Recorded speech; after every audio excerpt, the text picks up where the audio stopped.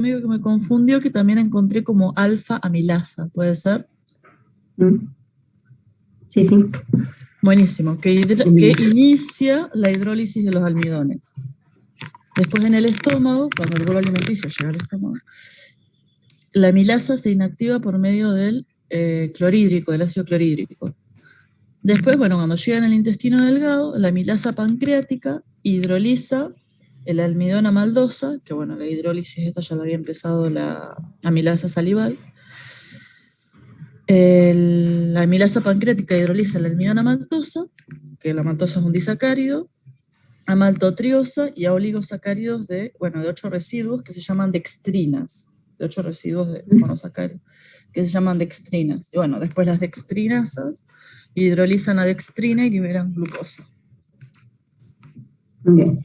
Entonces, como habíamos dicho, el almidón es, digamos, mayoritario en la dieta, ¿sí? En la dieta hay, digamos, un gran porcentaje de la dieta del hombre se consume almidón.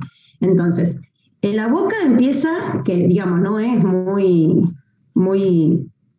importante su hidrólisis por el tiempo que lleva el bolo alimenticio en la boca, digamos, la comida en la boca, y después se forma el bolo alimenticio, pero comienza en la boca. Y está la amilasa salival, que esta enzima hidroliza el almidón, ¿sí? Como decimos, sus productos son maltotriosas, maltosas. Recuerden que el almidón es un polisacárido que está ramificado, ¿sí? Tiene uniones de glucosa alfa 1,4 y también las ramificaciones alfa 1,6. Entonces, esta enzima va cortando las uniones alfa 1,4 y por eso la viste como alfa amilasa. Pero cuando llega al estómago, esta enzima se inactiva, ¿sí? Por el pH que tiene el jugo gástrico. Entonces, ¿sí? Sus productos van a ser maltotriosas y maltosa. Y después también, digamos, más importante es el papel que cumple la amilasa pancreática, ¿sí? Que también va a cortar, digamos, el almidón y sus productos van a ser también maltosas, maltotriosas, pero va a quedar lo que vos llamaste dextrina límites, ¿sí? Que son, digamos, donde están las ramificaciones porque cortan alfa 1,4. Bueno, todo eso llega, digamos, a la luz intestinal, ¿sí? Como vemos acá, y hay otras enzimas, no sé si las vieron en el borde del cepillo, ¿sí? Que tenés maltasas, bueno, después hay enzimas como la lactasa, la sacarasa para hidrolizar otros tipos de hidratos de carbono, ¿sí? Lo que tiene que quedar claro es que todo este proceso tiene que terminar en monosacáridos, ¿sí? Entonces los monosacáridos es la forma en que se va a absorber a través del intestino, ¿sí? Entonces la digestión tiene que llegar a convertir este oligosacárido en un monosacárido, ¿sí? Se va a absorber como glucosa, como fructosa, ¿sí? Esa es la idea. Bien, creo que estaba bastante completa la pregunta que dijo la compañera, así que podemos seguir. Esto es bastante teórica, esta pregunta, pero bueno, para que ustedes tengan una idea, digo, cómo es desde el proceso en que uno ingiere un alimento hasta que es absorbido y pasa a sangre. Que ahora vamos a ver la otra parte, cómo se transporta. Bueno, la pregunta 2 habla sobre proteínas canales y proteínas transportadoras. Y tenían que hacer un cuadro en donde vos comparen diferencia y semejanza entre estas dos, canales y transportador. Haciendo, ¿no es cierto?, referencia a la estructura, a la especificidad, a la cinética de este. ¿Qué pudieron hacer? ¿Cómo compararon? ¿Qué podemos decir de la estructura de un transportador, por ejemplo? ¿Qué pusieron?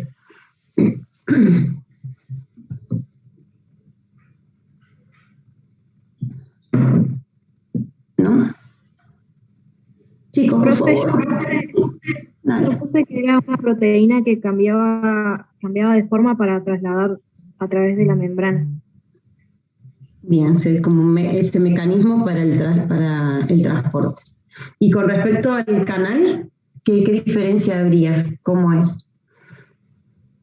Que el canal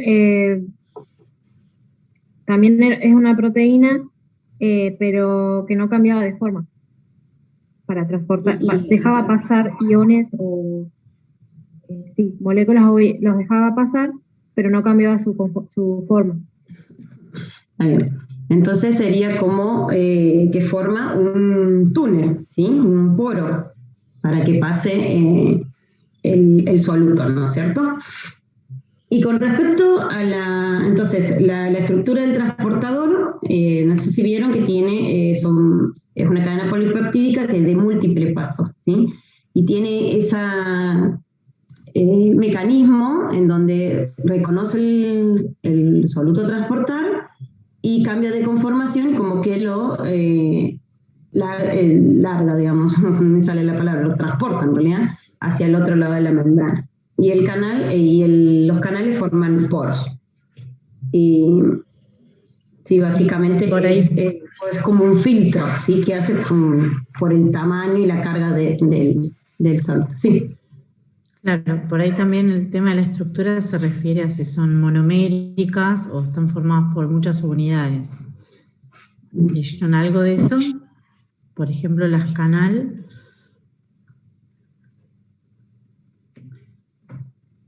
¿Nadie leyó nada? Y las proteínas canal están formadas por muchas unidades, por ahí en el gráfico no se ve tanto, y las proteínas transportadoras son monoméricas. ¿Está? Después con respecto... Sí, perdón. Sí. No, está bien. Es como que nos superponemos. Acá en la figura lo que muestro, para recordar, ustedes esto ya lo han visto, los tipos de transporte, ¿sí? Ya vimos algo de la semana pasada, vimos sobre difusión simple, ¿sí? Como ven, es a favor del gradiente. No hay gasto de energía en una difusión simple y se dice que no está facilitado ese transporte. ¿Por qué? Porque no se ve no hay una proteína que intervenga, ¿sí? Es paso a través de la membrana. Después tienen difusión facilitada, ¿sí? Que puede ser a favor del gradiente también. Si es a favor del gradiente, no necesito gastar energía para transportarlo, ¿sí? Pero en este caso decimos que está facilitado por una proteína, que puede ser un canal o puede ser un transportador. Y después tenemos todo ese tipo de transporte, es transporte pasivo, ¿sí? Sin gasto de energía porque voy a favor de un gradiente. Y después tenemos el transporte activo, que puede ser primario o puede ser secundario, ¿sí? Que eso es activo porque estoy transportando en contra de un gradiente, necesito energía para poder transportar en contra de ese gradiente. Y si es primario, uso la energía de la hidrólisis del ATP, y si es secundario, estoy usando energía dada por el gradiente de la entrada de otro ion, ¿sí? Que se gastó energía para poder crear ese gradiente. Bien, eso es como para recordarles los tipos de transporte y ubicarnos, pero ya ustedes ya lo saben eso. Con respecto a la especificidad, ¿qué pusieron? ¿Cuáles son más específicas? ¿Tienen mayor especificidad sobre el soluto? Los transportadores son más específicos. Está bien. Y las proteínas canal son menos específicas.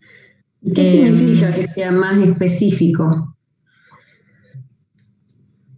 Tiene que cumplir como ciertos requisitos para poder pasar el canal. Bueno, el canal no puede el transportador, perdón. Como que ese transportador reconoce, ¿sí? Un tipo de compuesto, ¿sí? Un transportador es pues específico para glucosa y no transporta otro compuesto similar. Supóngase, no sé, la glucosa fosforilada, que eso es lo que lo vamos a ir viendo. Algunos son menos específicos y transportan fructosa también, pero también pueden transportar glucosa. Hay diferentes tipos de transportadores, pero comparando entre transportador y canal, son altamente específicos los transportadores, como que tienen que reconocer esa molécula para poderla transportar. Y los otros discriminan, ¿no es cierto?, por su tamaño y la carga. ¿Bien? Y la cinética, con respecto a la cinética, ¿qué pusieron? ¿Qué tipo de curva tiene un transportador? Si vamos a la cinética del transporte de un transportador. Una curva hiperbólica. Porque se puede saturar. Entonces, ¿la cinética de qué tipo sería? ¿Me suena a Michaelis Menten? Michaeliana. La Michaeliana, bien. Y con respecto a los canales, ¿qué tipo de curva presentan? ¿Lo vieron en algún lado? No sé si eso por ahí lo ven en los libros. Pero los canales, al tener una alta velocidad de transporte, no se llegan a saturar, si bien hay una proteína en el medio, o sea, como transportador, como facilitadora, pero no se llegan a saturar. Entonces presentan una cinética como una línea recta, ¿sí? O sea, no llegan a saturarse, pero por la gran velocidad que para transportar ese soluto. Bueno, ¿y qué otra cosa quedaba? Era cinética, estructura, especificidad, cinética. Y bueno, para que ustedes comparen lo que hicieron yo acá les dejo el cuadrito, más o menos, para que ustedes vean, digamos, qué es lo que vinimos hablando. Me molestan las cosas. Bueno, el tipo de transporte ya hablamos, que era pasivo, en el caso del canal, y puede ser, pasivo en el canal, siempre va a favor de un gradiente, y el transportador puede ser a favor o en contra del gradiente, sea pasivo o activo. Bien. ¿Hay alguna consulta? Yo no veo el chat, no sé. No, si hay no hay nada. Cualquier cosa pregunten por acá, sí. O activen el micrófono si quieren hacer alguna pregunta o pusieron algo distinto, no sé. Las dudas que tengan. Bueno, la pregunta 3 dice: asignen las características a cada tipo de transporte de la primera columna. Y ustedes tienen transporte mediado pasivo. ¿Con qué característica de la otra columna lo unieron al pasivo? ¿Sí? Requiere energía, cinética de saturación, especificidad. ¿Con quién lo unieron? Yo puse la E y la G, y estaba en duda si la D también. A ver, la mediado pasivo con la E a favor de un gradiente. Bien. Y si va a favor de un gradiente, dijimos que no requería energía. Está bien. Y con respecto a alguna otra, hay que completar un poco más. Ahí, a ver, ¿quién más puso? La D, pero no sé. La D. Sí. Susceptibilidad a la inhibición competitiva. Está bien. ¿Sí? ¿Y qué más? ¿Tiene especificidad por el soluto transportado que hablábamos recién? ¿Puede tener?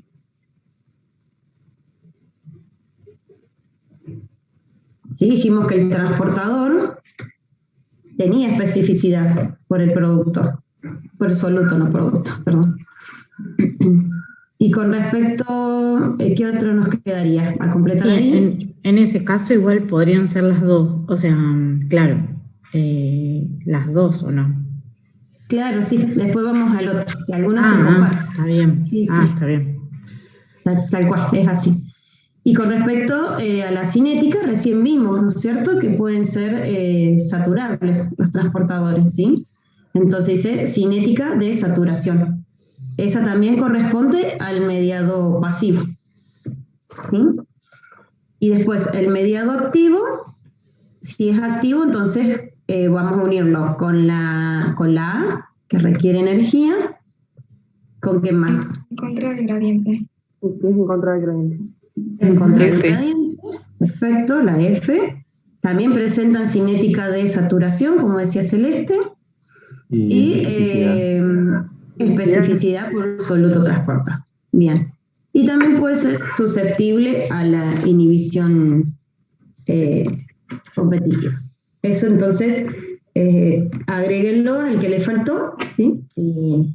Y corríjalo. Bien. ¿Seguimos? ¿Adelante? ¿Vamos bien?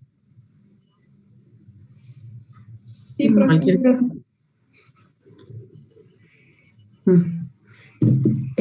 Bueno, ahora vamos a entrar a ver con la pregunta 4 el transporte de la glucosa, ¿sí? Que ya habrán leído que es a través de transportadores GLUT. ¿Sí? Sacarme todos estos cartelitos de acá porque me tapan la pantalla. Bien.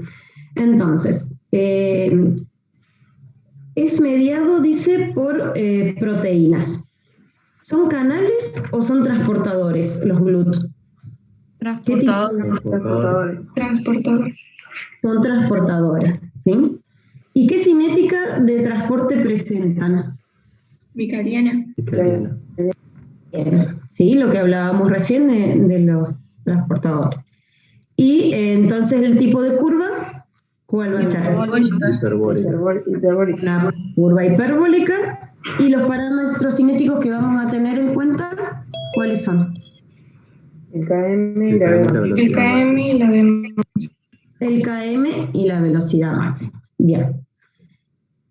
Estos transportadores, ¿pueden transportar otros monosacáridos? ¿Qué vieron ustedes? Puede ser que sí, por difusión facilitada. Sí, pueden, pero ¿qué otro tipo? A ver, ¿vieron alguno que transporte algún monosacárido distinto a la glucosa? La lactosa. La fructosa. La fructosa. La lactosa no es un monosacárido. Bueno, entonces... La galactosa creo que quedó corta. Sí. Lactosa te entendí. Perdón. Galactosa y fructosa. Y que quede claro que siempre es por difusión facilitada el GLUT.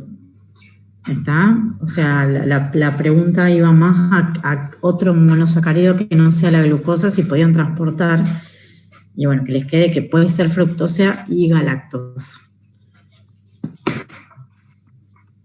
Y la D dice, ¿es un transporte a favor o en contra de gradiente? ¿Requiere energía? Dice a favor del gradiente. A favor del Y no gradiente. requiere. Bien, perfecto. Para que quede. Bueno, en la 5, en la A pregunta, ¿por cuál o cuáles de los siguientes mecanismos se transporta glucosa en células animales? Y tienen opciones ahí como cotransporte con el potasio, antiporte impulsado por un gradiente de protones, sinporte impulsado por un gradiente de sodio y difusión facilitada. ¿Qué pusieron ahí? En el cotransporte con el potasio, que no. Bien, cotransporte con potasio, no.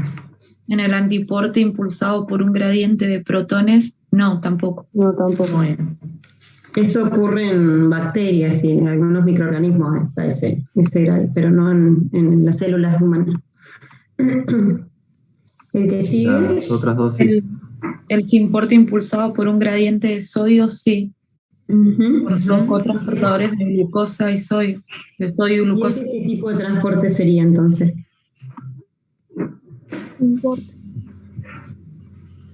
Un sinporte, pero ¿qué tipo? ¿Activo? Un transporte activo secundario. Está acoplado con una bomba de sodio y potasio. Bien, transporte activo secundario. Y después el último, difusión También, facilitada. sí. Por los glucos. Difusión facilitada. Claro, y ese transporte tipo sinporte, que es impulsado por el gradiente de sodio, ¿dónde se da? En el cuerpo humano. En la membrana apical del epitelio intestinal. Bien, y que, digamos, o sea, ¿participa de qué entonces? El transporte de glucosa, ¿desde dónde a dónde?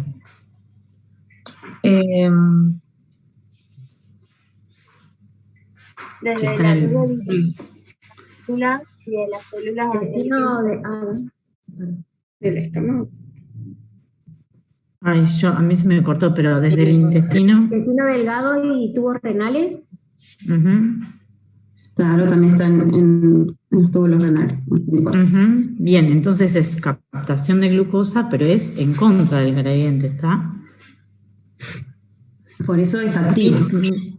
Por eso es activo. Con la mínima cantidad de glucosa que haya en el intestino, esos ¿cómo que se llaman? SGLT 1, 2, 3, transportan la glucosa para que ingrese, digamos, al torrente sanguíneo. Y el otro tipo de transporte, que es la difusión facilitada, ¿cuáles son los transportadores? Los GLUT. Los GLUT. Bien. Esto es simplemente para que ustedes recuerden cómo eran los transportes mediados, ¿sí? A favor, digamos, del gradiente, de si se transporta una sola molécula se llamaba uniporte, y en un sentido, sin porte, que es lo que estábamos viendo, son dos moléculas, como en el caso de la glucosa más el sodio, en un solo sentido, y el antiporte van en sentido contrario. Uno entra y la otra molécula sale, ¿sí? Entonces, en dos sentidos. Entonces, que quede claro que la glucosa puede utilizar dos mecanismos para transportarse. Difusión facilitada corresponde a los GLUT, ¿sí? Es un transporte pasivo, y o bien ser impulsada por el gradiente de sodio, que es el SGLT 1 o 2, ¿sí? Esos son los dos tipos de transporte que vamos a ver. Después la pregunta B dice, mencione cuál, o ya lo vimos, no. No, pero bueno, un repaso. Cerramos con eso, ¿sí? ¿Cuál de esos mecanismos de transporte de glucosa corresponde a la entrada a la célula intestinal que usa para que la glucosa entre a la célula intestinal? ¿Qué tipo de transporte? El sin porte por gradiente de sodio.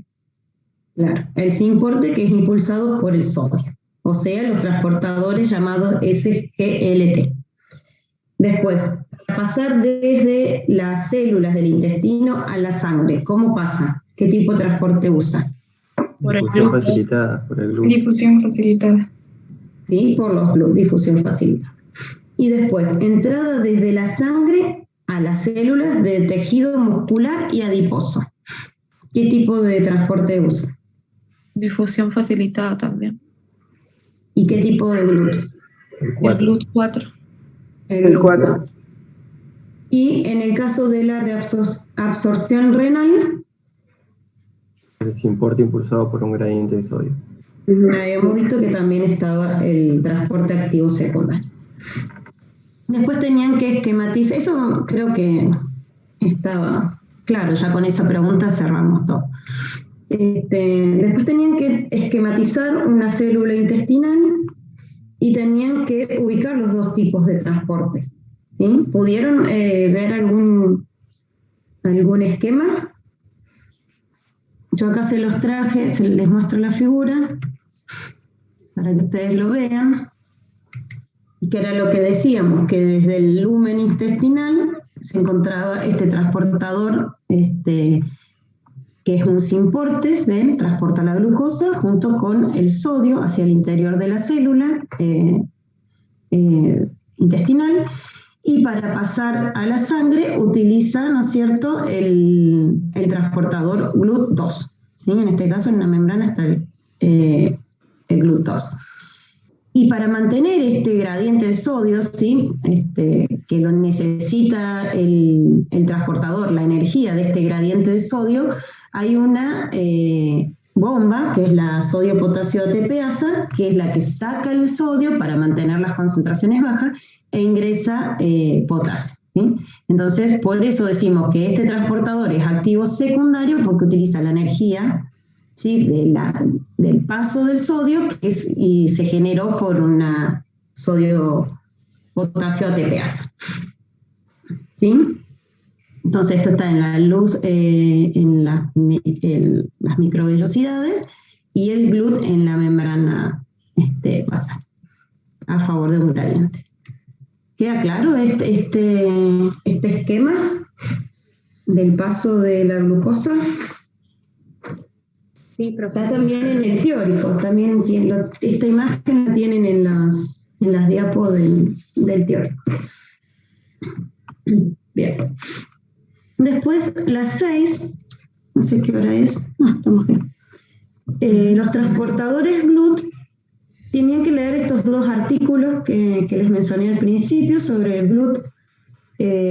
Uno es absorción de la celular de la glucosa, que es un trabajito bastante viejito, pero digamos, tienen todo lo que tienen que saber, está re lindo. Y el otro es con respecto a la deficiencia de GLUT1, ¿sí? ¿Dónde está? Acá, deficiencia del transportador de glucosa tipo 1 y las manifestaciones de un síndrome neurológico hereditario. Y en base a esto vamos a ir desarrollando las preguntas que vienen. Dice, el estudio de la incorporación de glucosa a las células reviste especial interés en relación al mantenimiento de la glucemia en condiciones fisiológicas y patológicas. La figura ilustra la velocidad de entrada de glucosa a la célula en función de la concentración de la glucosa para distintos transportadores, ¿sí? Distintos transportadores GLUT. Entonces, ¿qué tipo de transporte se realiza a través de los GLUT? Ya lo dijimos, pero reforzamos. ¿Qué tipo de transporte? Difusión facilitada. Difusión facilitada. ¿Y qué curva le asignaría? ¿Seguís vos? No sé quién habló. ¿Qué curva le asignaría al cerebro y cuál al hígado? ¿Sí? Teniendo en cuenta, ¿no es cierto?, de sus características metabólicas. ¿Tenés por ahí las curvas? Es que lo tengo completo. Está. No, porque si no les va a quedar todo. Quería que me lo conteste primero. Yo le asigné al cerebro la del GLUT 1 y 3 y la 2 al del hígado. O sea, las que tienen un KM creo que es 1,6, porque saqué el gráfico del teórico, está que tiene KM 1,6 ella es le para puse el GLUT 1 y 3, que es para el 1 y cerebro. 3. Bien. ¿Y la del hígado cuál sería? La que es más recta, que tiene 20 milimoles. Un KM de 20. ¿Sí? El KM se utiliza para caracterizarlos, ¿no es cierto?, a los GLUT. Entonces vemos que hay distintas familias de GLUT, son varias, hay más de 12, creo que las últimas creo que ya van hasta 15, 16, no me acuerdo, pero nosotros vemos del 1 al 4, que es lo que nos interesa porque están relacionados con el metabolismo, ¿no es cierto?, de la glucosa. Entonces vemos específicamente estos 4 transportadores, GLUT1, GLUT3, GLUT2 y GLUT4. Y vamos a ver dónde están localizados y cuáles son sus características, ¿sí? Entonces, acá en el gráfico que yo en el cuadro, tienen estos 4 transportadores. El GLUT1 y el GLUT3 está en la mayoría de los tejidos, pero vamos a verlo acá que es digamos, está presente en el sistema nervioso central. Y fíjense que tiene baja KM, ¿sí? O sea, ya vamos a ir viendo que toma glucosa basal, es decir, que no depende de la cantidad de glucosa, ¿sí? El cerebro es un órgano que necesita y se basa su metabolismo en la utilización de glucosa, entonces requiere glucosa todo el tiempo. Entonces, esta característica de tener un KM muy bajito, ¿cómo va a ser la afinidad de estos GLUT? Si el KM es bajo. Mayor. Van a tener una gran afinidad, entonces, por lo tanto, por más que la glucosa sanguínea, la glucemia baje, ellos tienen la capacidad, por esta gran afinidad, esta característica cinética que tiene el GLUT, de poder captar glucosa. Y el caso del GLUT2, que se encuentra en el hígado y en las células pancreáticas, porque son sensoras de la glucemia, tiene un KM muy alto, ¿sí? Entonces la afinidad va a ser bajita y eso le permite al hígado ser generoso con los otros órganos y tomar glucosa solamente cuando esa glucemia vaya aumentando, ¿sí? Que es lo que podemos ver en la curva. Ahora les pongo la curva. Bueno, y queda el otro, el KM, la curva del medio, ¿no es cierto? Ahora se las pongo, ya las dijimos. Esta curva rojita con un KM de 5 milimolar que corresponde al GLUT4, tiene un KM intermedio, pero tiene una característica este GLUT. No sé si lo preguntan más adelante. No, en esta prueba. Bueno, no, creo que no. No estamos mirando para no contestar la ¿sí? Está presente en el músculo y en el tejido adiposo, ¿sí? Y la característica que tiene este GLUT es que es sensible a la insulina, o sea, responde a la insulina. Ahora vamos a ver, sí, más adelante pregunta el mecanismo. Bien. Bueno. Fíjense entonces que acá yo les puse, me parece que se me corrió un poquito, el rango fisiológico de la glucemia, ¿no es cierto?, de la glucosa en sangre. Y fíjense que por debajo de ese rango fisiológico, la saturación del GLUT1 y 3, ¿sí?, es bastante alta. Entonces eso permite que por más que la glucemia esté bajita, el GLUT capte la glucosa, ¿sí?, y pase a cerebro. Después el GLUT4, bueno, dijimos que es dependiente de insulina, y en cambio el GLUT2 es casi una recta, no es una recta completa, pero digamos que en el rango fisiológico tiene, a medida que va aumentando la concentración de glucosa, va aumentando también la velocidad de transporte de la glucosa, o sea que depende de la glucemia. ¿Querés agregar algo, Celeste? No, porque después dicen cuál de los dos tipos de GLUT, el presente en cerebro o en el hígado, el transporte de glucosa es independiente de glucemia y en cuál es proporcional a la glucemia.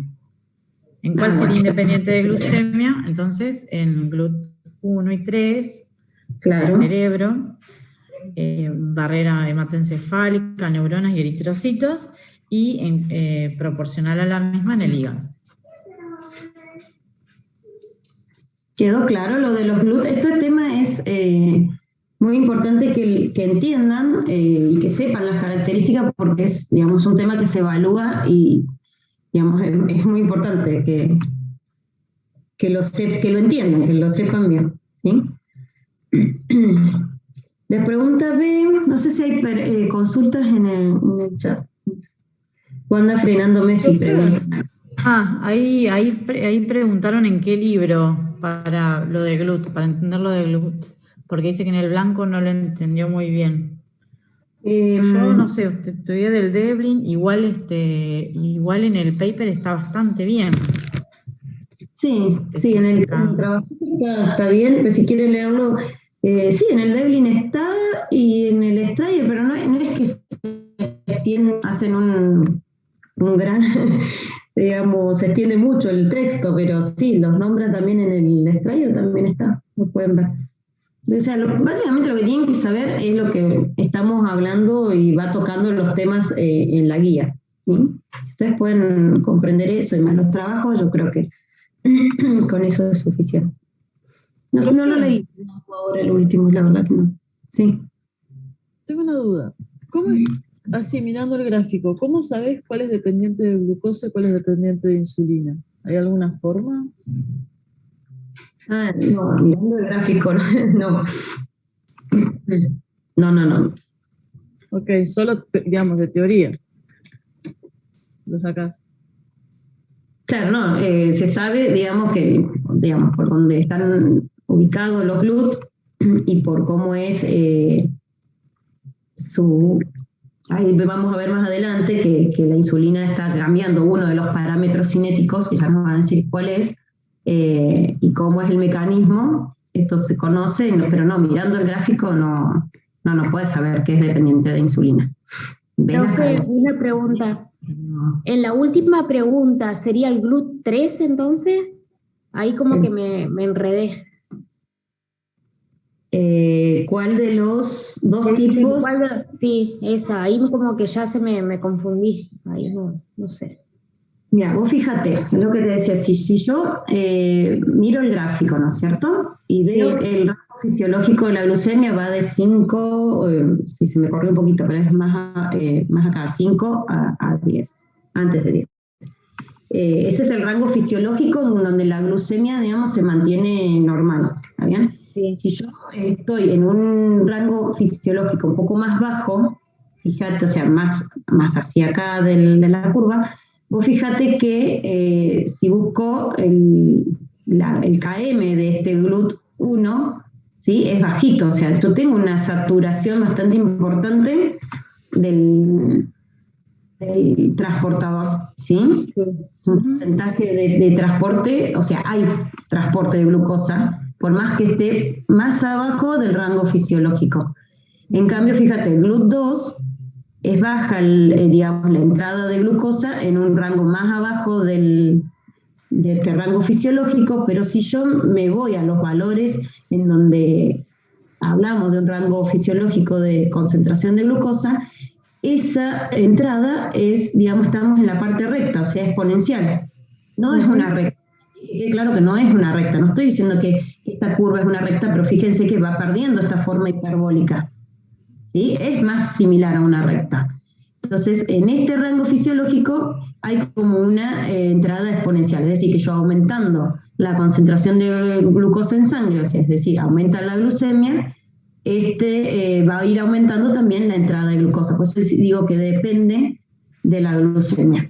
En cambio, en el cerebro no, y es lógico, porque el cerebro necesita entrada constante de glucosa. No va a depender de que yo aumente, no sé, me alimente y me aumente la glucemia para que se alimenten las células del cerebro. Tiene que tener o sea, la entrada de la glucosa a nivel cerebral tiene que ser constante. ¿Sí? Tiene que haber glucosa en el organismo para que las neuronas puedan tomar la glucosa, porque dependen de glucosa para su funcionamiento. ¿Está bien? Eso es independiente de la glucemia. ¿Y qué le da esa característica? Esta característica cinética del KM bajo. Tiene un KM muy bajito y tiene una gran afinidad por la glucosa. Entonces eso le permite tomar glucosa por más que nos bajemos la glucemia. En cambio, el GLUT2 no, tiene un KM muy alto, su afinidad es menor y tampoco estaría compitiendo en ese caso con el cerebro, suponete el GLUT de hígado. Es como que deja que otros órganos que sí dependen tomen la glucosa. ¿Sí? No es que no va a entrar, sino que va a entrar cuando esa glucemia aumente. ¿Ah? Y lo mismo pasa con las células pancreáticas. ¿Se entiende? Si no, por ahí que si lo explica Celeste, a lo mejor entienden con otras palabras. No, está bien, profe, sí, está bien. Listo. Bueno, seguimos entonces, avanzamos con la B. Dice, se ha encontrado que la insulina estimula la entrada de glucosa en las células musculares y en los adipocitos en el periodo postprandial. ¿Ustedes saben qué es un periodo postprandial? ¿Se preguntaron? Después de alimentarse. Puede consumir algo, la comida alta en hidrato de carbono, por ejemplo. Entonces hablamos de un periodo postprandial. Perfecto. No, porque ahí a veces no, esos términos no los han visto antes, por eso pregunto. Entonces, en este periodo postprandial, la insulina, ¿sí? Que se estimula la insulina, la secreción de insulina, estimula la entrada de glucosa. El punto 1 dice, indique qué parámetro cinético del transporte de glucosa se modifica luego de la unión de la insulina a sus receptores. ¿Y por qué se modifica ese parámetro y no el otro? Hablamos de dos parámetros, ¿sí? La B máxima y el KM. ¿Cuál de estos dos parámetros se modificaría entonces por la insulina? ¿La velocidad máxima? Sí. La velocidad máxima. ¿Y por qué? El KM siempre es igual, nunca cambia, es un valor fijo, digamos. Porque la insulina aumenta el número de transportadores, entonces aumentará la velocidad del transporte, sin que se afecte la afinidad por el sustrato. Perfecto, entonces, que eso quede claro. Aumenta la B máxima porque está aumentando el número de transportadores en la membrana, ¿sí? Y esto lo desencadena la unión de la insulina, su receptor, en las células musculares y en las células adiposas, ¿sí? Pero no se está modificando la afinidad que tiene este transportador por la glucosa, es decir, el Km se mantiene igual. Bien. Y después se relacione con la curva de transporte de glucosa por transportadores GLUT y con la ecuación que describe la velocidad de entrada de glucosa a la célula. ¿Cómo sería la nueva curva? ¿No es cierto? ¿Pudieron graficar una curva nueva en esta situación en donde se vea que está aumentada la B máxima?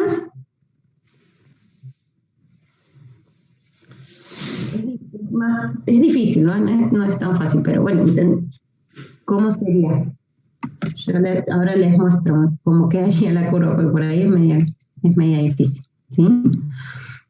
Entonces, acá tenemos la gráfica, ¿sí? La velocidad del transporte, ¿sí? En función de la concentración de glucosa.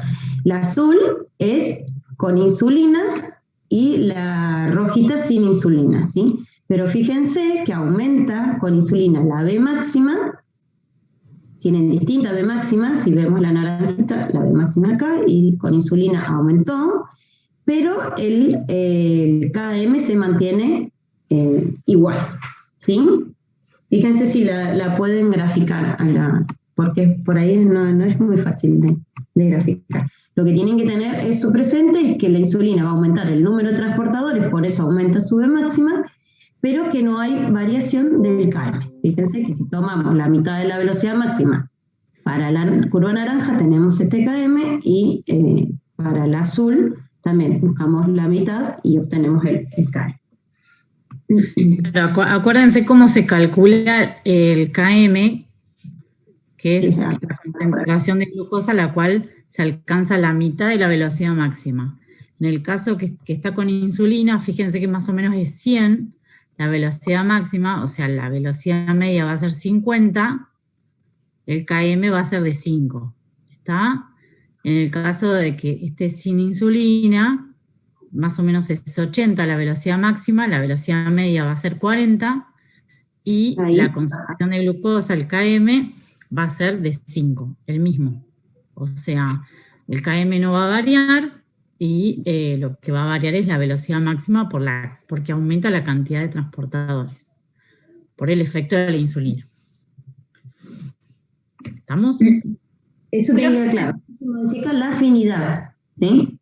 La insulina no está modificando la afinidad que tenga el GLUT4 por la glucosa, ¿sí? Está modificando la cantidad de transportadores que se exponen en la membrana, que es distinto. Sí, no sé quién. Decime. Una consulta. ¿En el ayuno actuarían los GLUT en periodo de ayuno? ¿O ahí ya nos iríamos a gluconeogénesis y todos esos procesos que los vemos después?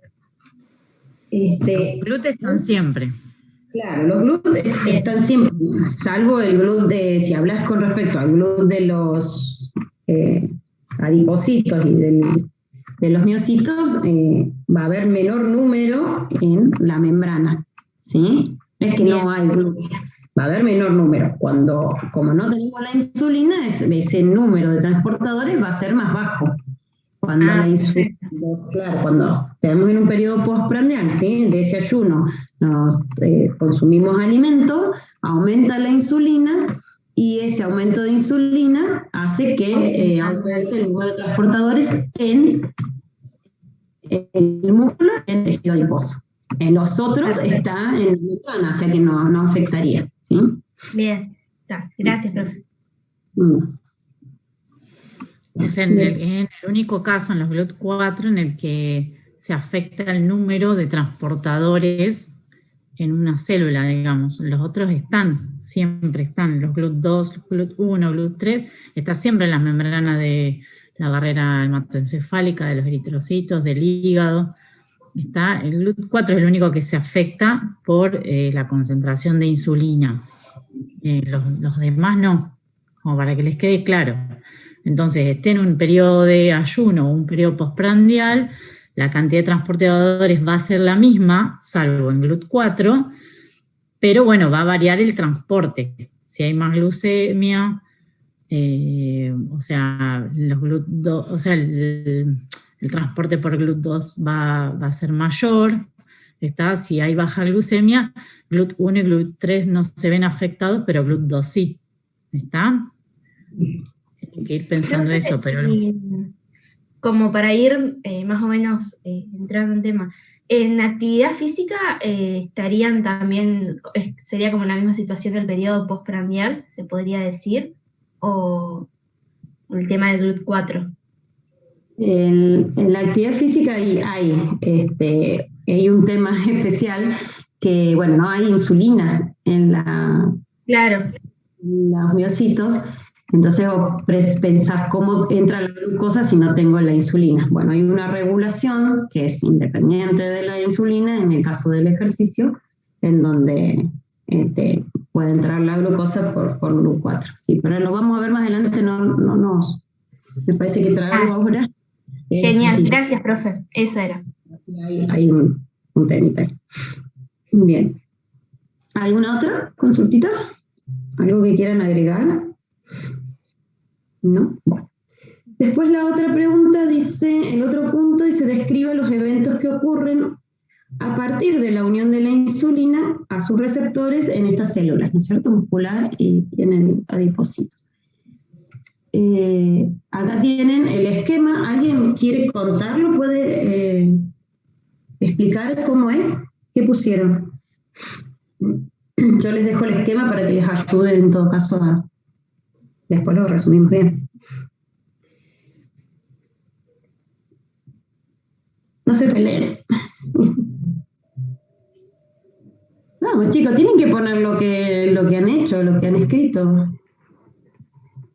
Yo les doy un consejo, traten de participar, porque esto después el día de mañana van a tener que rendir o el coloquio, ojalá que muchos rindan el coloquio para promocionar, o tienen que rendir el final y es oral. Entonces esto les ayuda un montón a ustedes de poder, cómo se expresan. O sea, ahora estamos en una clase que no da nota, ¿sí? Entonces les va a ayudar un montón. Anímense. Bueno. ¿La pregunta, profe? Sí. No sé quién habla. ¿Cómo es cuáles son los pasos, digamos, para que entre la glucosa a la célula? Claro. Se une la insulina a los receptores, ¿y qué pasa ahí hasta la liberación de los GLUT, que dijimos que estaban en vesículas? ¿Cuáles serían esos eventos? Yo creo que primero hay que arrancar desde que, por ejemplo, después de comer una comida alta en hidrato de carbono, hay mucha glucosa en sangre. Entonces, las células B del páncreas liberan insulina. Ahí la insulina se une al receptor. Y, bueno, ese GLUT, el GLUT4, está en la membrana de la vesícula. Entonces, al unirse al receptor, da la señal por un montón de no me acuerdo si era fosforilaciones fosforilaciones. ¿Qué era la fosforilación del aminoácido tirosina, no era? Sí, me parece que sí. Y ahí es cuando eso hace que se exocite en la membrana del adipocito, el adipocito me parece, sí, o del miocito, y ahí, bueno, la glucosa puede entrar por el transportador. Entonces depende de la concentración, que esté alta la concentración de glucosa para que la insulina se libere y así se una y el transportador se pueda estar en la membrana de la célula. Bien. Entonces, la parte está en el gráfico de la izquierda, ¿no es cierto? En el A, dice que está en ausencia de insulina. Y vemos cómo la glucosa, ¿sí?, no puede entrar a la célula. Bueno, acá es el re extremo, no hay ningún transportador GLUT en la membrana, están en vesícula, ¿sí? Algunos hay, no es que no sea todo nada acá, pero bueno, es un esquema. Para que tengamos en cuenta que sin el estímulo de insulina, estos GLUT se están en vesículas, en el interior de la célula. Cuando la insulina se secreta, ¿no es cierto? Sí, por el aumento de la glucemia, como dijiste, bueno, las células beta, se secreta insulina y se va a unir al receptor. Estamos acá en células musculares y adipocitos, ¿sí? Muchas células tienen receptores de insulina, todas las células tienen receptores de insulina, pero digamos vamos a estas dos células en particular, que es lo que nos interesa ver qué pasa con el transportador GLUT4. Entonces se une insulina a su receptor, recuerden que es una hormona peptídica de características hidrofílicas, así que necesita un receptor, no puede entrar a la célula. Esta unión al receptor desencadena una cascada de transducción de señales, que no importa ahora que se sepan ustedes cómo es esa cascada, sí son fosforilaciones. Y finalmente toda esta cascada lo que estimula es la translocación de estas vesículas, ¿sí? Y la exocitosis de estos GLUT que estaban en las vesículas. Y se exponen en la membrana del miocito y en la membrana de los adipocitos. Entonces ahora en membrana voy a tener el transportador de la glucosa para que ingrese, ¿no es cierto?, a la célula, ¿sí? Esos son los eventos que pide que describa, ¿sí?, tras la unión de la insulina. No es necesario, porque creo que no sé si en el blanco describe un poco la cascada de transducción, pero no es necesario que se sepan eso, ¿sí? Lo que tienen que entender es esto, que llega la insulina, se desencadena una transducción intracelular de esa señal y se exponen los GLUT a la membrana. ¿Sí? Cuando la insulina baja, ocurre, digamos, el proceso inverso, que esos GLUT que están anclados a la membrana se forma una vesícula y quedan, digamos, en la parte intracelular encapsulados en la vesícula. ¿Está? O sea, no es que quedan ahí. Cuando baja la insulina, se secuestran de vuelta esos GLUT y quedan en el interior de la célula. En el trabajito que yo les digo, el más viejito, el de absorción celular de glucosa, está el proceso completo, digamos, ¿sí? Como les decía Celeste. De ahí también lo pueden ver, está bien explicadito. ¿Querés leer el otro punto, Celeste? Bueno, dale. Después, el punto C, ¿no? Con respecto al síndrome asociado con la deficiencia del transportador GLUT1, que es el trabajito ese que tenían que leer. Menciona el método de diagnóstico, los síntomas asociados y el tratamiento adecuado. Bueno, ¿qué pudieron leer de ese trabajito? ¿Cómo se detecta, digamos, que hay deficiencia de GLUT1?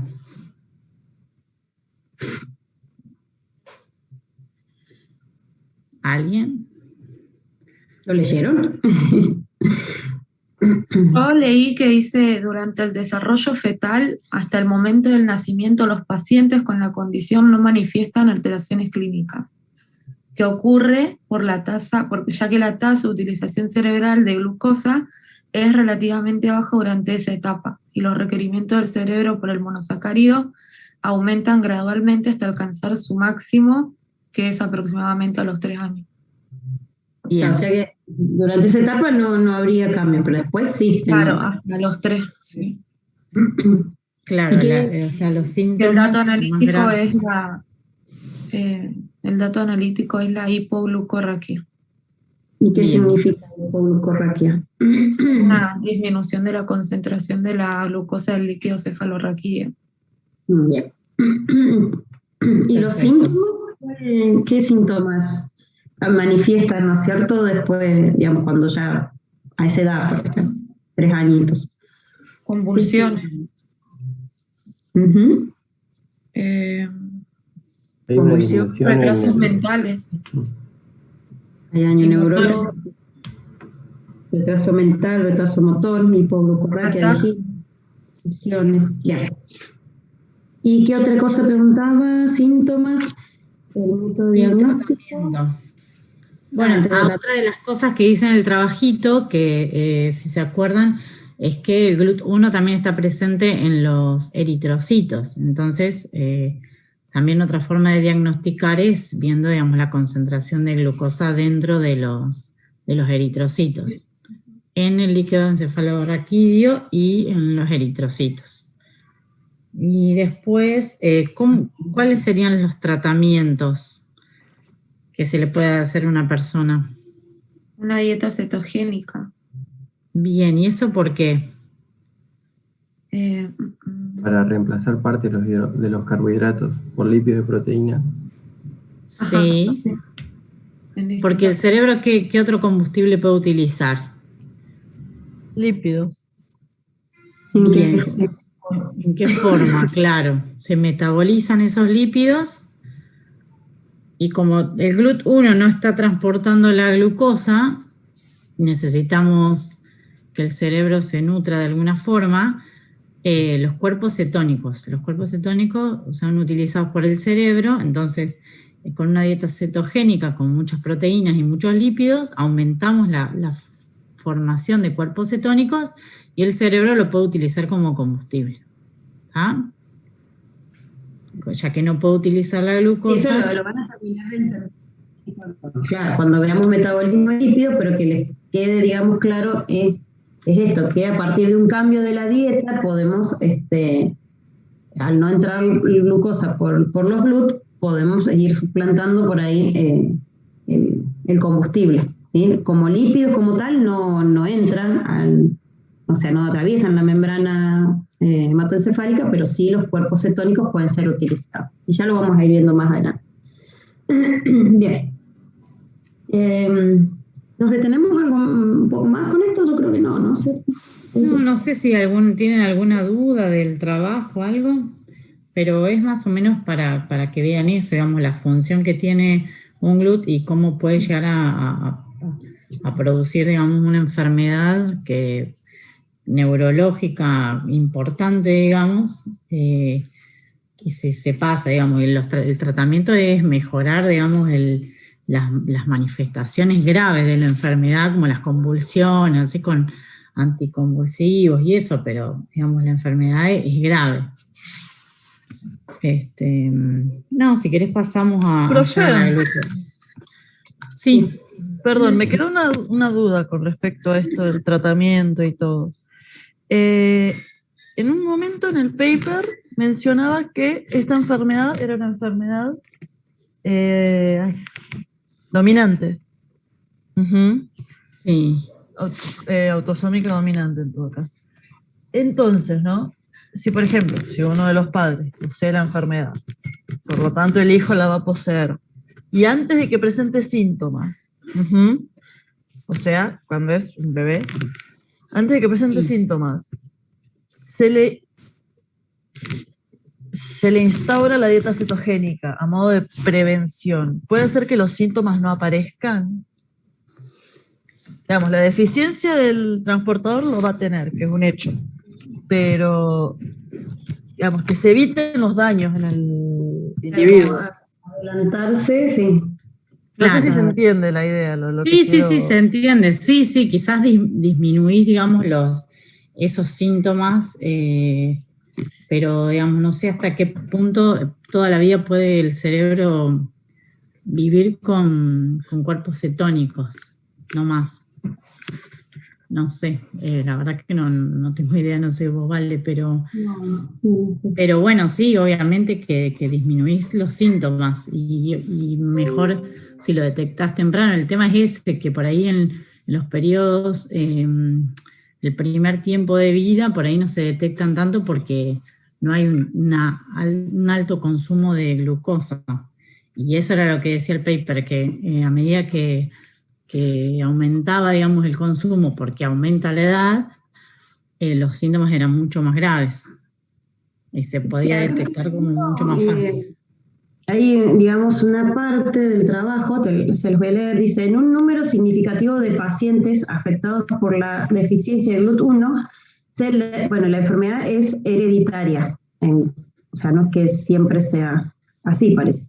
Por razones todavía desconocidas, la gravedad de la enfermedad aumenta en generaciones sucesivas, en lo que constituye un ejemplo de anticipación patogénica.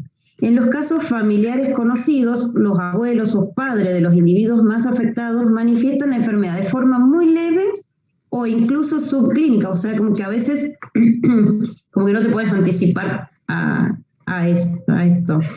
En resumen, la enfermedad debe considerarse como un estado de, bueno, haplo insuficiente causado por la pérdida de función de gen.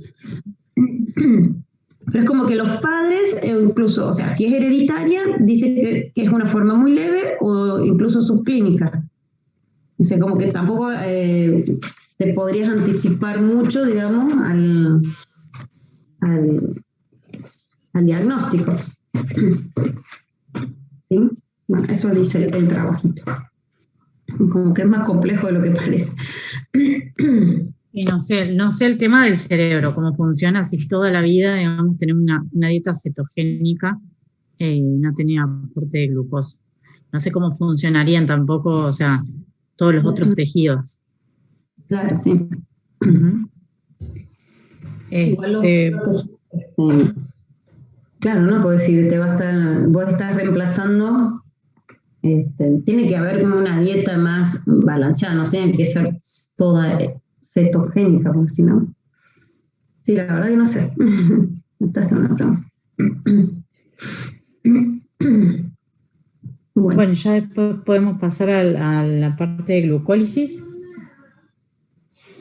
Bueno, sigamos entonces. En el punto 8 dice los carbohidratos constituyen aproximadamente el 50% del total calórico consumido en una dieta humana. Sin embargo, solo el 1% del peso corporal es atribuible a los mismos. ¿Cómo se puede explicar esto?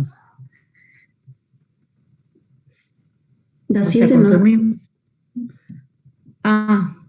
Sí, está bien, es la 8, ¿no? Yo tengo una antes, pero no sé. Sí, tengo una guía vieja. Dale, si querés, vemos la 7 entonces. Sí, tienen una aseveración que dice: una vez que la glucosa entra a las células, sufre una fosforilación que constituye la fuerza directriz para la absorción de la glucosa. ¿Qué significa eso? A ver qué pudieron leer.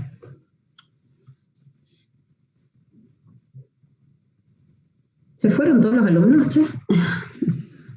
Yo, si quieren, la leo. Dale. Yo puse: mediante la exoquinasa, el grupo fosforilado del ATP se transfiere al átomo de oxígeno en el carbono 6 de la glucosa. Se obtiene glucosa 6-fosfato y ADP. Se evita que al disminuir la glucemia, la glucosa salga de la célula nuevamente según su gradiente de concentración, ya que la membrana plasmática es impermeable al glucosa 6-fosfato y esta no es transportada por los glúteos. Así la célula puede continuar absorbiendo glucosa por difusión facilitada a favor del gradiente, aún en condiciones de bajos niveles de glucosa en sangre. Perfecto. ¿Les quedó, digamos?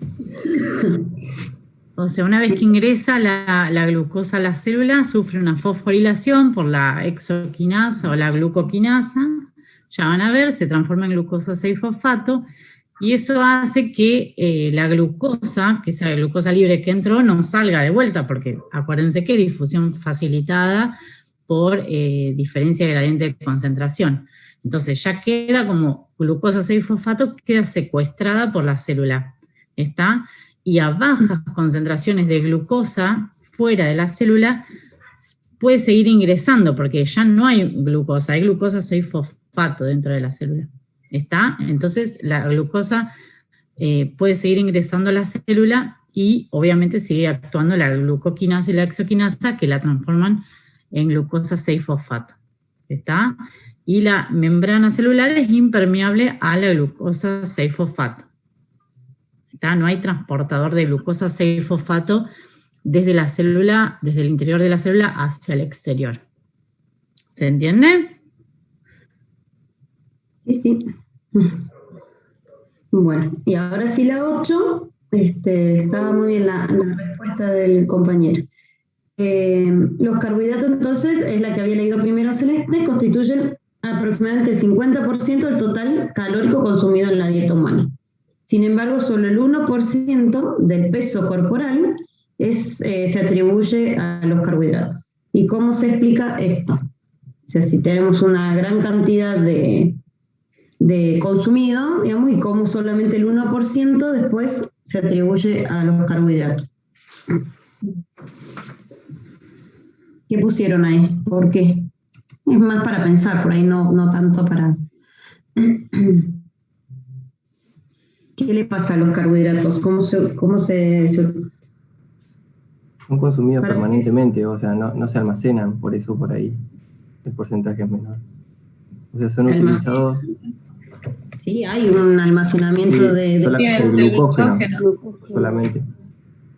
Claro, pero el papel, ¿cuál es el papel fundamental de los el carbohidratos? del consumo. ¿Sí? Como una fuente de energía, ¿sí? Esa es la respuesta, digamos, ¿sí? Que se utilizan como fuente energética. Se almacena, sino que quede claro que hay un almacenamiento, pero este almacenamiento es de un bajo porcentaje. Bien. Bueno, Después tienen, es el 9, ¿no?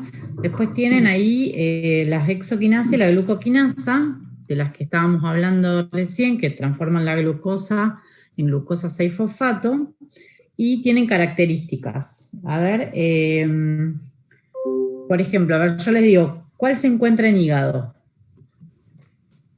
La glucoquinasa. O La sea, las dos se glucoquinasa. encuentran, pero la glucoquinasa predomina, digamos.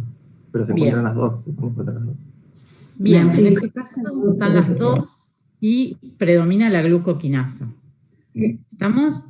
¿Cuál se encuentra en tejidos extrahepáticos? La exoquinasa. Solamente la hexoquinasa. ¿Cuál es específica para glucosa? La glucoquinasa. Bien, la glucoquinasa. ¿Cuál de las dos requiere ATP? La exoquinasa.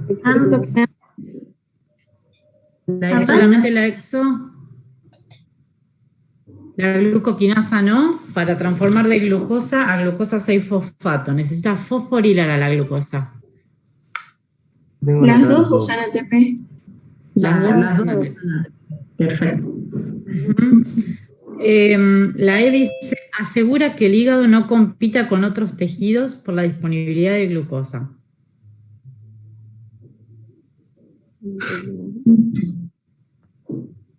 ¿Y cuál pusieron? Fíjense los Glucoquinasa. Fíjense los KM que se pone abajo. La exoquinasa tiene un KM de 0,1 y la glucoquinasa tiene un KM mayor a 10 milimolar. ¿Qué significa eso? ¿Cuál tiene mayor afinidad? La exoquinasa. La exoquinasa. Entonces, ¿cuál de las dos piensan ustedes que asegura que no compite el hígado, ¿sí?, con los otros tejidos? ¿Qué tiene que tener? ¿Qué característica tiene que tener esa enzima? ¿Un KM alto o un KM bajo? Un KM alto para no tener tanta afinidad. Claro, un KM alto. Pasa lo mismo que con el GLUT, ¿sí? Al tener un KM alto, tiene una baja afinidad por la glucosa. Entonces se correlaciona. Primero que va a entrar glucosa cuando haya glucemia alta por el GLUT2 en el hígado. Y por otro lado, también se correlaciona con el KM de la glucoquinasa, que va a actuar cuando haya mayor entrada de glucosa, ¿sí? Están correlacionadas estas dos cosas. Sí. Y el otro punto es el F que dice es inhibida por la glucosa 6-fosfato. La La exoquinasa. exoquinasa. La exoquinasa. ¿Sí? Tiene inhibición por glucosa 6-fosfato. Ujú. Vamos a ver bien que tienen distintos tipos de regulación esta enzima. ¿Y la otra? Bien. No, yo no tengo más, o yo tengo una guía vieja, no sé si. Bueno, el punto G dice que es regulada por traslocación desde y hacia el núcleo. ¿Quién tiene ese tipo de regulación? La glucoquinasa. Lo único Ahí decían ven como que era secuestrada. Bien. para que no actúe. Escucho medio cortadita. Pero bueno, entonces para cerrar, la hexoquinasa y la glucoquinasa son isoenzimas. ¿Qué quiere decir que sean isoenzimas? Que son proteínas, digamos, distintas, isoenzimas, y catalizan la misma reacción. Y vemos que son distintas porque ya con el KM estamos viendo que tienen distintas características cinéticas. Entonces, estas dos son isoenzimas. La hexoquinasa se localiza principalmente en tejidos extrahepáticos y la glucoquinasa es una enzima que está en el hígado y también en el páncreas.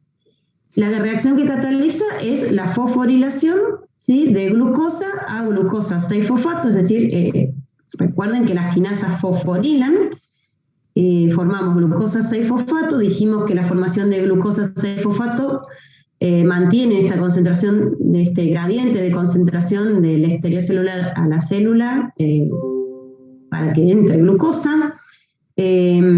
Utiliza ATP. Acá es la primera reacción de la glucólisis en donde hay gasto de ATP, ¿sí? Esta glucosa 6-fosfato ahora no puede salir de la célula porque no hay un transportador para glucosa 6-fosfato, ¿sí? Y bueno, las características cinéticas dijimos que la hexoquinasa tiene un bajo KM, por lo tanto tiene una afinidad alta, y la glucoquinasa tiene un KM alto y baja afinidad por la glucosa, lo que asegura esto de no competir con otros tejidos. ¿Qué más dijimos? Bueno, y el tipo de regulación, ¿sí? La hexoquinasa es regulada por inhibición por su producto, ¿sí? La glucosa 6-fosfato la inhibe, y la glucoquinasa tiene una regulación particular en donde es secuestrada en el núcleo, ¿sí? Y creo que lo tengo más adelante. Bueno, acá tienen el resumen, digamos. Es secuestrada en el núcleo, ¿sí? Cuando hay glucosa, estimula que se trasloque desde el núcleo al citosol, ¿sí? Porque todas las enzimas de la glucólisis, recuerden que se lleva a cabo en el citosol, entonces tiene que ser traslocada al citosol. Y después, fructosa 6-fosfato, fácil, digamos, favorece la traslocación de nuevo al núcleo. Lo que tienen que tener en claro es eso, que tiene distintos tipos de regulación. Que no sé si habla más abajo de eso. No, me parece que no. Si quieren les dejo el cuadrito para que ustedes chequen, no sé si les sirve, un poco la comparación entre estas dos isoenzimas. Y quedaría ver el punto 10. ¿Hay alguna pregunta con respecto a esto? ¿Alguna duda que les haya quedado, lo que leyeron? O... bueno, y acá ya lo vamos a ir viendo, los tipos de regulaciones, más en la otra clase nos vamos a centrar en la regulación de la glucólisis, pero bueno, para que tengan en cuenta que la insulina también está estimulando la síntesis, es decir, a largo plazo, a esta enzima. Bueno, y el punto 10 es un verdadero o falso. Lo leo y alguien que me vaya diciendo si es verdadero o falso. En los organismos vivos existen vías aeróbicas y anaeróbicas de degradación de glucosa. ¿Eso es verdadero o es falso? Verdadero. Verdadero. Bien. Y si, digamos, la glucólisis, ¿qué obteníamos?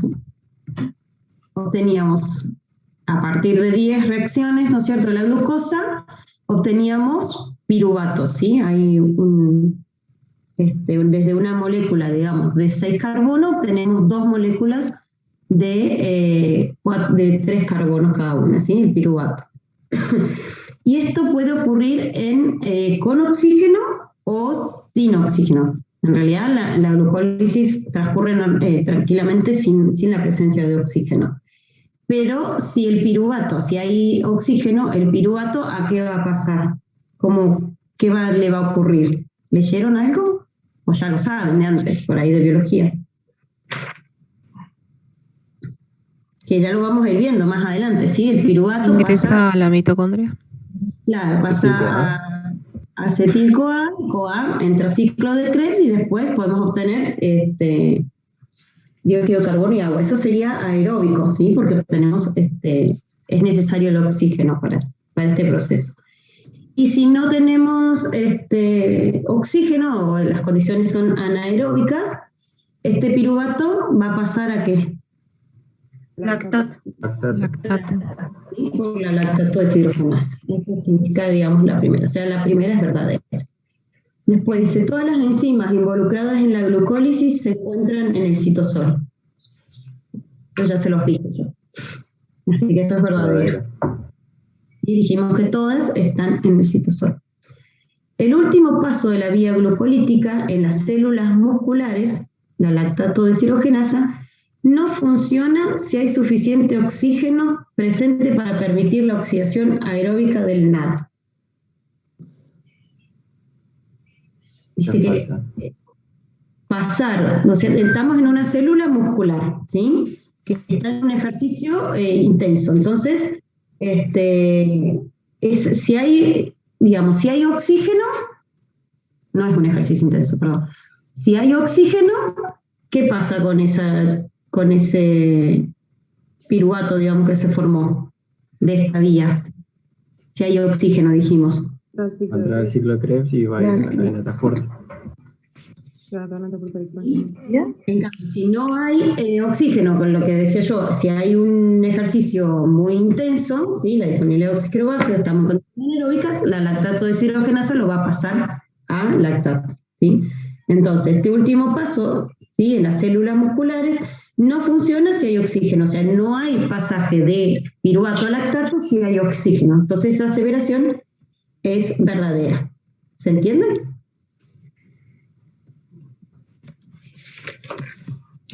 El oxígeno va a pasar a ciclo de Krebs, dióxido de carbono y agua formada. Y si no hay oxígeno, sí pasaría a lactato.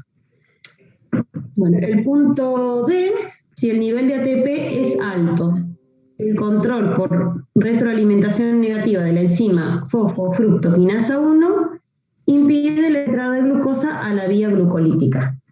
Acá estamos ya viendo algo de regulación. Los 3 pasos regulatorios de la glucólisis son la exoquinasa, que ya lo nombramos, que tiene distinta regulación con respecto a la glucoquinasa. Después la fosfofructoquinasa 1, que es la encargada de fosforilar la fructosa 6-fosfato en el carbono 1 y formar fructosa 1,6-bifosfato. Este paso de regulación es el más importante de la glucólisis, ¿sí? Vamos a hacer hincapié mucho en esta enzima. Y el otro paso de regulación es la última reacción en donde actúa la piruvatoquinasa sobre el fosfonolpiruvato para dar piruvato. Esas son 3 reacciones regulatorias de la vía, son las que se tienen que saber, ¿sí? No pedimos que se sepan cómo, no sé, dibujar la glucosa y cada uno de los productos en cada uno de estos 10 pasos, pero sí que conozcan sobre qué actúa la exoquinasa y qué es regulada, sobre qué actúa la fosfofructoquinasa y qué producto da y cómo es regulada, y lo mismo para la piruvatoquinasa, ¿sí? Esas 3 reacciones sí las deben conocer y sí tienen que conocer su regulación. Y con respecto a la fosfofructoquinasa, que es el punto que estábamos leyendo, dice, si el nivel de ATP es alto, el control por retroalimentación negativa de la enzima fosfofructoquinasa 1 impide la entrada de glucosa a la vía. Y tienen que leer sobre la regulación y justificar este punto. ¿Cómo lo justifican ustedes? Si hay un aumento de ATP, ¿qué pasa? ¿Leyeron algo? ¿Quién se inhibe?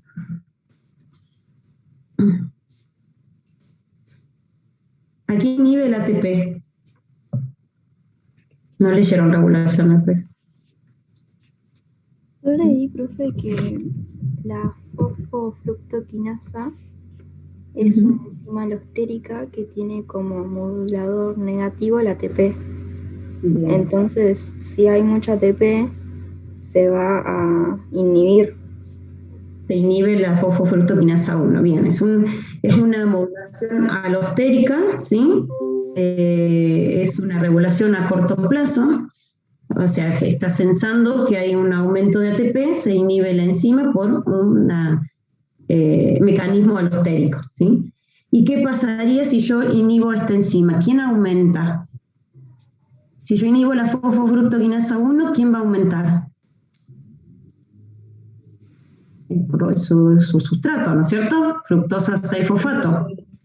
Siempre que inhibo una reacción, estoy aumentando el sustrato de esa reacción. Y esta reacción, digamos, de la isomerasa, digamos, la que está anterior, es reversible. Entonces, en definitiva, se me va a estar aumentando, ¿quién? Glucosa 6-fosfato, ¿o no? ¿Me siguen? Bien. Entonces, hay aumento de glucosa 6-fosfato, ¿y qué dijimos? Que cuando aumentaba el producto de esta reacción, ¿a quién inhibía? Ahí está. La exoquinasa. Claro, es lo que vimos recién, la regulación de exoquinasa. Entonces, si hay un aumento, es lo que dice acá, si el nivel de ATP es alto, va a haber un control, ¿sí? Por retroalimentación negativa, pero ¿quién va a ser el que controla? Sobre la exoquinasa, ¿sí? De la enzima, habla de la fosfofructoquinasa, que pide la entrada de glucosa. Es decir, un aumento del ATP inhibe la fosfofructoquinasa y en definitiva termina afectando el ingreso de la glucosa a la vía, porque estoy aumentando los niveles de glucosa 6-fosfato que van a inhibir a la exoquinasa, ¿sí? Bien. Bueno, tenían que llegar hasta este punto hoy, ¿no? Hasta el 10 habíamos dicho. Sí. Para la clase que viene... ¿Les quedó claro? ¿Les quedó claro este punto? Porque por ahí, bueno, es como que es el principio de la regulación, digamos. Por ahí tienen que ir yendo para atrás. ¿Está? Si son todas verdaderas, sí son todas verdaderas. Lo único que tienen que hacer es justificar el AD, que es esto lo que le explicó la profe. ¿Sí? Fíjense que tienen que justificarlo al punto D. Y la justificación es esa. Siempre, ahora no, es más difícil tomar, pero bueno, siempre tomábamos justificando los parciales, tomábamos que había que o convertirlas en verdaderas, las opciones falsas, o justificarlas. En este caso les pide que justifiquen ese punto. Es para que ustedes vayan a ver la regulación, ¿sí? Y el modulador alostérico es el ATP sobre la fosfofructoquinasa 1. Me aparece un cartelito. Que inhibe a esta enzima, ¿sí? Y por lo tanto aumenta la glucosa 6-fosfato que termina inhibiendo a la exoquinasa. Termina inhibiendo la exoquinasa, entonces la exoquinasa es la que fosforila la glucosa libre. Al no fosforilarla, no hay tanto gradiente de concentración, entonces no ingresa tanta glucosa a la célula. Por eso, a lo último del punto dice... impide la entrada de glucosa en la vía glucolítica, ¿está? Porque va a haber mucha glucosa libre adentro de la célula porque la exoquinasa va a estar inhibida, ¿está? ¿Entienden? ¿Alguien que diga si entiende o no? Sí, profe, se entiende. Bueno, bien. Bien, es como una cascada de respuestas que tienen que ver. Bueno, de la guía, falta todavía mitad de guía, pero de esto, digamos, es súper importante esta parte de la guía, porque tienen que saber bien los GLUT. Para el parcial es re importante que conozcan las características de GLUT 1, 3, 2 y 4. Y bueno, de exoquinasa, glucoquinasa siempre se toma, por ahí las diferencias. Es súper importante y bueno, no sé si hay algo más de acá. Por ahora no, porque todavía no seguimos avanzando con la glucólisis. Pero bueno, vayan viéndolo a esto. Por ahí lo de transportadores, ese GLT no se toma tanto, pero tienen que conocerlos. Que es otro tipo de transporte. Pero sí, más que nada lo de GLUT, y fíjense el paper ese que por ahí es viejo, pero está bastante bien explicado todo el tema. Y en los libros, obviamente. Así que bueno, pónganse, claro. Sí, cada una de las vías que vayamos viendo, ustedes, digamos, para poder estudiarla, nosotros nunca les pedimos que se la sepan de memoria a toda la vía, y más, ya vamos a ver, qué sé yo, cuando entremos ciclo de Krebs, que son varias reacciones, no pedimos que se sepan cada una de ellas, pero lo que sí siempre hacemos hincapié en que se tienen que saber las enzimas regulatorias, y digamos, qué cataliza esa enzima, tienen que saber qué cataliza la exoquinasa, tienen que saber qué cataliza la PFK1, ¿sí? Entonces, esas reacciones mírenlas con más detenimiento, y aparte les va a ayudar también, o sea, si bien tienen que ver toda la vía, y al saber bien el proceso, pero les va a ayudar a entender después bien las regulaciones, conocerse bien cómo regula cada una de esas enzimas por separado. Pues cuando tengamos que integrar, el hecho de saber bien esas regulaciones les va a ayudar a poder integrar la materia. Entonces, por eso hacemos hincapié en estos temas. Entonces, vayan viéndolo así, vean las características generales de la glucólisis, vayan viendo de qué parte, sí, en qué se basa la glucólisis, la degradación de glucosa. Bueno, tomo la glucosa, ¿qué le pasa a la glucosa? Se oxida,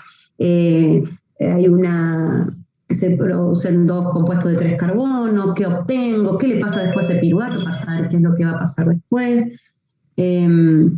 ¿Dónde ocurre? Si es en el citosol, eso también nos tenemos que ubicar, si es en el citosol, otras van a ocurrir en la mitocondria, si necesita oxígeno, si no necesita oxígeno. Bueno, todas esas cuestiones generales y sobre todo centrarse en la regulación de cada una de las vías. La semana que viene tenemos que terminar esta guía, sí, hasta la pregunta 20, vamos a ver mucho regulación, y también la pregunta 19 es sobre prueba de tolerancia oral a la glucosa, y la 20 con respecto a la hemoglobina glucosilada. Ese trabajo está todavía, ¿no? Sí. Sí, está en la PEDCO. Sí.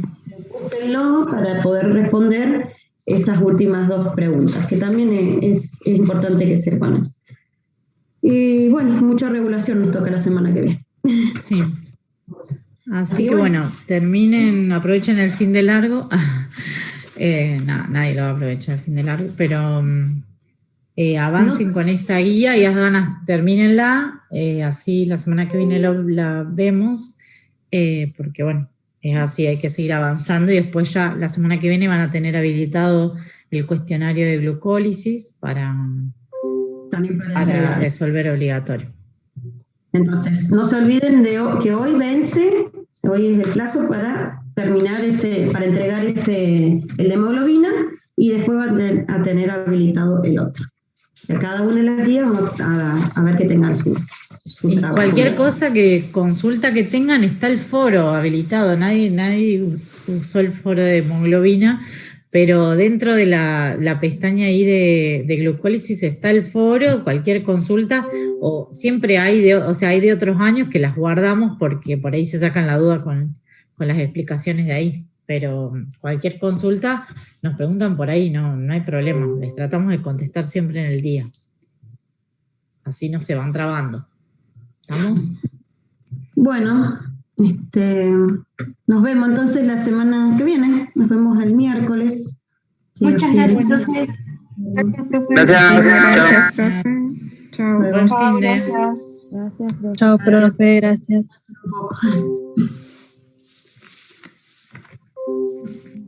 Me perdió.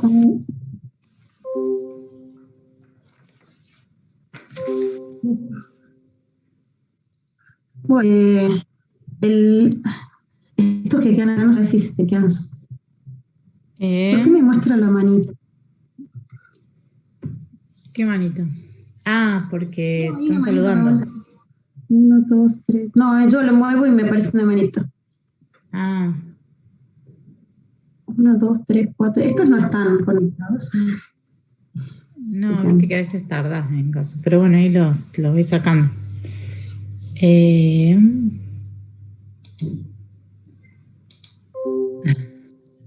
Se conectan mucho, está bueno esto de que por más que sepan que no es obligatorio, se siguen conectando. Claro, y por ahí se sacan las dudas los de mañana, los del jueves y los del